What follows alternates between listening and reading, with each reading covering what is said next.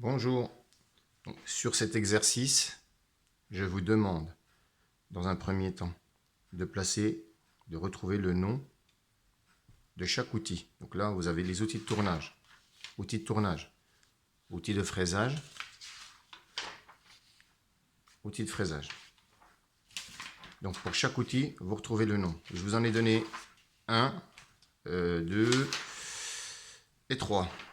Alors, celui-ci, cet outil-là, c'est un outil 3 tailles. Vous vous souvenez, j'ai expliqué, 3 tailles, c'est là où c'est capable de couper. Donc cet outil, si vous voulez, il est capable de couper ici. Il a été taillé une fois ici pour pouvoir couper. Il a été taillé une fois ici pour pouvoir couper. Et il a été taillé une fois ici, sur le dessus, pour pouvoir couper également. C'est pour ça qu'on l'appelle 3 tailles. Celui-là, donc c'est un alaisoir. Vous avez peut-être du mal à le reconnaître sur le dessin, donc je vous le dis. Et ici, vous avez, c'est un forêt. C'est un forêt à plaquettes. Parce qu'il a des plaquettes carbure. Donc voilà, ceux-là sont donnés. Donc une fois que vous avez mis le nom, vous avez retrouvé tous les outils, vous avez mis leur nom, je vous demande de placer le point générateur. Donc ici je les ai mis en rouge parce qu'il n'est peut-être pas évident pour tout le monde de retrouver pour chaque outil le point générateur. Donc ici là, point générateur là, ici. Ici j'ai fait un zoom de cet outil là.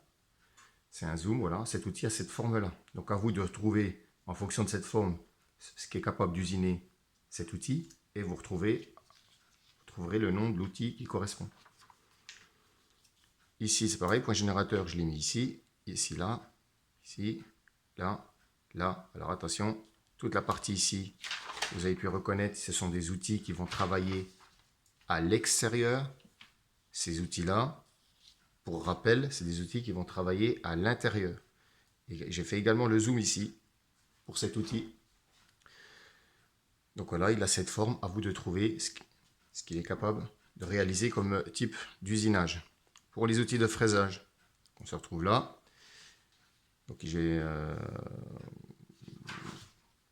voilà, c'est classique, c'est ce que vous avez pu déjà rencontrer, c'est pareil. Donc il faudra retrouver le nom des outils. Alors le nom des outils, bien évidemment, vous le retrouverez avec le document que je vous ai envoyé, où il y a le nom de tous les outils.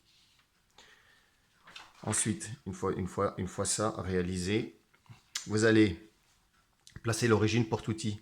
Donc, comme c'est un porte-outil que vous ne connaissez pas trop, l'origine porte-outil, je vous l'indique, il est là. Il est ici, l'origine porte-outil. Pour les outils de tournage et pour les outils de fraisage, je vais le représenter tout de suite, il est ici. Origine porte-outil. Grand O, petit P, petit O. Origine porte-outil. Donc après, à vous de jouer. Vous tracez à la règle les jauges outils. Il faut faire quelque chose de propre. Donc les jauges outils en tournage, c'est bien la jauge en X et la jauge en Z. Les outils en fraisage, vous ferez la jauge en L et la jauge en R. À vous de voir s'il est nécessaire de mettre une jauge en R ou pas. D'accord? Ou en tournage, si c'est nécessaire, de mettre une jauge en Z. En X, pardon. La jauge en X. La jauge en X, elle n'est pas nécessaire partout. Et en fraisage, la jauge en R n'est pas nécessaire partout. Donc voilà. Donc à vous de faire le tracé. Et bon boulot.